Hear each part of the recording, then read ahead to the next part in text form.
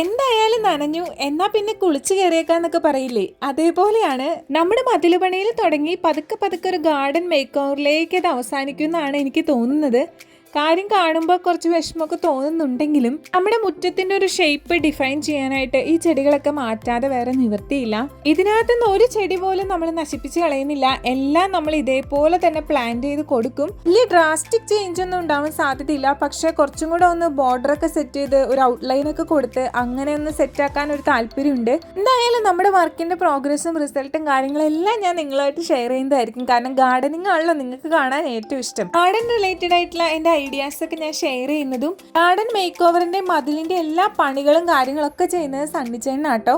സണ്ണിച്ചേട്ടൻ എൻ്റെ പപ്പയുടെ സുഹൃത്താണ്. അപ്പോൾ ആള് ഇതിനകത്തൊക്കെ ഭയങ്കര അടിപൊളിയാണ്. ഇത് ആ ബ്ലൂ ഷർട്ട് ഇട്ട ചേട്ടനാണ്.